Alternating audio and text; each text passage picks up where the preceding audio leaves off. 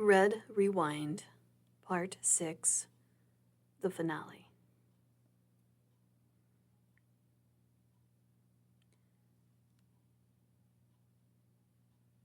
The alarm was going off.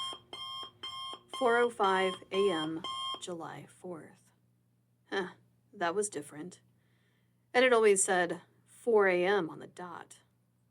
I sat up, and a hard fear rose in my throat. I ran to the bathroom. Sickness was coming, and it was real. But this place and time was not. The loop was turning on me, and on Sandy. I thought about killing her again out of anger. But if that hell beast had taken her again, I wouldn't stand a chance. I rethought all of my kills. What made Sandy different? She was relentless. She gave as much as she got. We were trapped because we wanted to end each other. If I had not been so sick, maybe I could have lived a normal life. I tried after the divorce. Something inside me could not be tamed. My desires were darker. It wasn't about sex.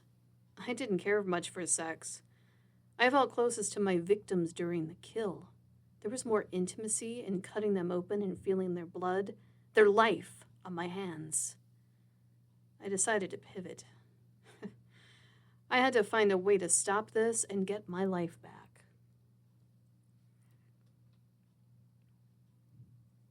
I showered and stared at myself in the mirror.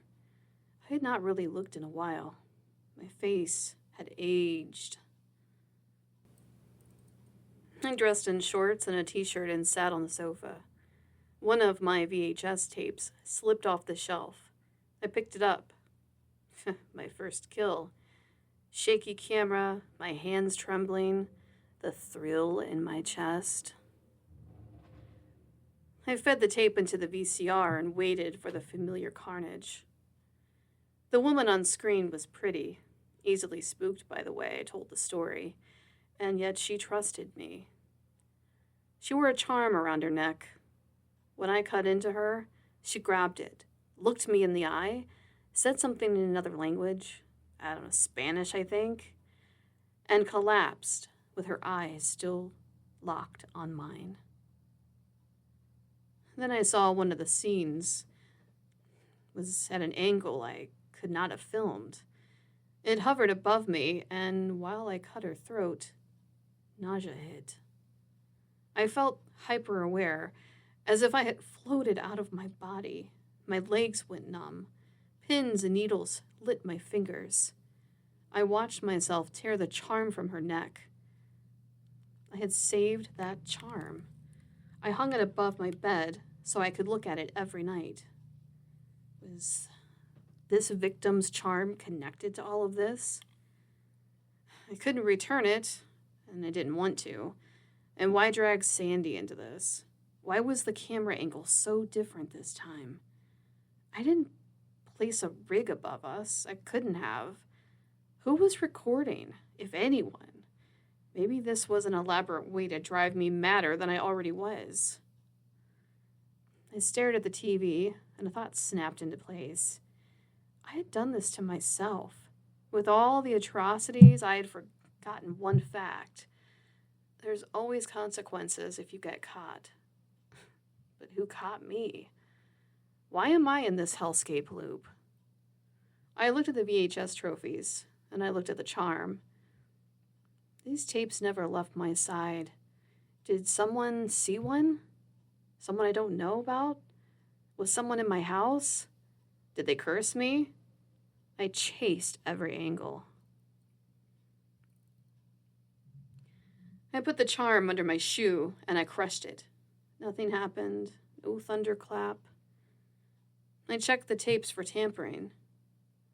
On the bottom of Patty's case, a smudge of ink hid a word. I rubbed it away. The plastic showed a faint stamp. Used. That derelict slimeball at the video store had sold me used tapes. Was there a connection? He might be open today.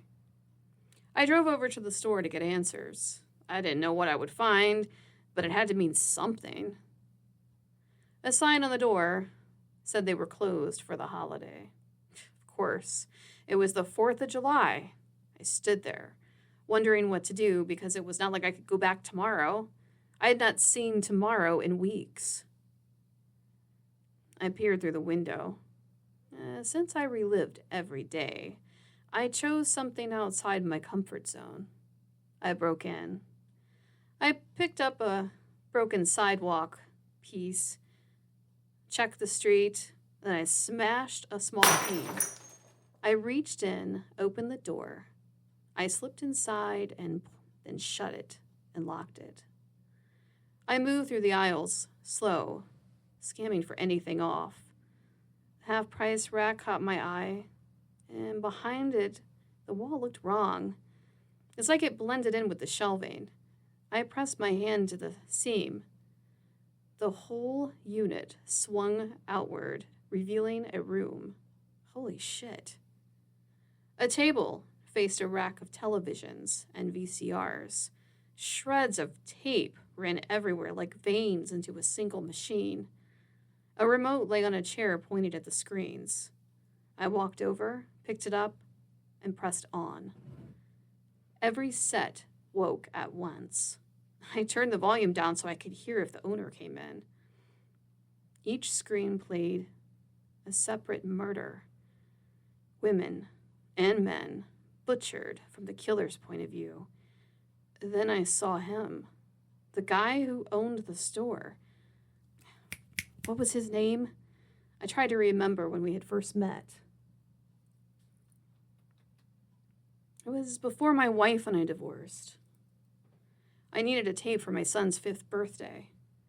I came in and met him. Jeff? Roger? Red. His name was Red. After that day, after my son's party, my life had fallen apart. The urges started. My first kill came after that day, and every kill lined up with a visit to this video store. Then, one screen showed him chasing a woman with honey blonde hair, long legs, screaming.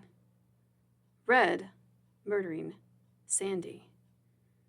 My hand shook. How was that possible? I killed Sandy. Or did I? Next to the VCR sat a stack of personal items. Trophies. Victim trophies. I shut off the televisions. A noise sounded outside. I checked the front and saw no one but a man walking his dog. The dog's chain chattered and cluttered. I took my chance and left the way I came. I had to tell Sandy. Maybe she had some answers. When I reached her house, she stood in the doorway, like she'd been waiting. You were late. I need to talk. But not to murder you. Today, anyway. She rolled her eyes and stepped aside. Inside, she offered tea. You got anything stronger? She handed me a beer. I opened it, chugged half, and then I met her eyes. I did not murder you. I have never murdered anyone. But I know who did. I'm pretty sure I felt you stick a knife in my neck on one of those days. I told her what I found at Red's. The impossible angles, the wall of victims. Sandy was quiet for a long time. I saw him murdering you the same way I murdered you. Only it wasn't me. I was Red. The tape coming out of that machine, it looked alive. Why is he doing it? How is he doing it? What is he? I do not know. We need to destroy the tapes. That might be the key. Only, what if I'm dead? What if the loop is the only thing keeping me alive? Tears gathered in her eyes. We don't know that you are dead. For all we know, this is his simulation. We might be characters in his own game. That does not help. Believe me, I get it. But you're right. We have to try. We both went back to the store. The door still yielded. We looked inside it and behind us, and then we went straight to the hidden room. Sandy gasped at the webs of tape. She flicked on the televisions and watched them blossom to life. We don't have much time. He'll come back. She froze, caught in the light. Bodies torn apart, limbs gone, heads rolling. The screams of the assaulted. Rage overtook her. She ripped a strand of tape with her hands and pulled a lighter from her pocket. She set the tape alight. I was not sure it would help, but I helped anyway. We were almost done when the door burst open. What the hell? Red. I expected him. I wasn't afraid. I know what you're doing, I said. I know I'm not the killer. He laughed, greasy black hair falling into one eye with a wicked smile. It doesn't matter. It's too late. I've been feeding it. Every soul I feed buys me time and lets me act out my fantasies. The darkest, most diabolical fantasies. And I never get caught. There's always a way, Sandy said, eyes blazing. The best part of your discovery is I finally get to show you how you died. Every death comes with its own movie, free of charge. I love my movies. You two live like my fantasies out for me, again and again. It feels so powerful to end a life. Sit back and relax. You'll see why I enjoy you both so much. Every time I am kind and rewind, I get to watch you splatter your blood for it. He clicked the remote. The screens fused into one big film. I watched myself with my son. I tucked him in. In the night, someone broke into my house. It was Sandy. She cupped my chin as I fought, but it was too late. My last breath caught on a thought that my boy, he's in the next room. I wish to kill this woman myself. How dare she? And that wish opened a door for Red to take my soul. He put me with Sandy so I could chase my revenge forever. She stabbed me over and over. Then she turned on the lamp, looked at my body, and screamed, "No, no, no! I killed the wrong person!" She scanned the room, and then she climbed out of the window. I looked at Sandy. I didn't remember any of this. She stared at the floor like something had clicked. Red smirked. So sorry. At least you had revenge on her 12 times or 100 times. How many is it now? Now, Sandy, tell Marvin why you killed him. I saved the best for last. He hit the remote. Sandy laughed with friends on screen, talking about a creep who'd been stalking her. He owns that video store on Lover's Lane. He stands outside and he's always watching me. Last week he stopped me and wouldn't let me take his gross hand off my waist. I almost stabbed him right there. Sandy, maybe you should do it. I dare you, one of her friends said. Sandy said nothing, but the look in her eyes showed the plan was already set. She waited and watched Red enter what she thought was his apartment, but it was mine. How did he do it? He walked right into my place, and I never saw him. He was like a magician with evil tricks, playing God. And that night, Sandy murdered me, not Red. The next scene was worse. Sandy in the shower, crying, washing my blood off her body. Later, she lay in bed trying to think, and a man came in. He assaulted her. He beat her. He stabbed her more than 50 times. As she died, she saw Red above her, recording her death. You did this to us? She screamed. I needed souls, he said. You two are easy. It wants you now. Just feed it. Sandy screamed, grabbed a fork from the table, and drove it into Red's eye. He laughed as he pulled it free. Was he immortal or something? You can't hurt me. From the moment I found the original tape, it has been my guide, like a guardian watching over me. It has never given me a reason to doubt it. I grabbed what I could. I went for his throat. I looped a length of tape around his neck and I pulled. Sandy shoved more into his mouth. Are you hungry, you piece of shit? He thrashed. I didn't let up. Together we cut off his air. He stopped breathing. He was dead. The strips of tape began to move then. They swirled, mangled themselves into a shape, and grew tall. It looked into her eyes. Then at Red's lifeless body. Its mouth opened.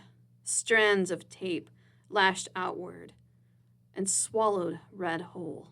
Its jaws snapped shut. Red burst like a balloon of blood. We were drenched. The thing crawled back into a VCR and sucked away every strip of tape after it until not a single thread remained. Sandy stood and hugged me. We walked out of Red's video store together. I awoke to my alarm and bolted upright. July 5th, 4:05 a.m. July 5th? I ran to the living room. No signs of murder, no victims.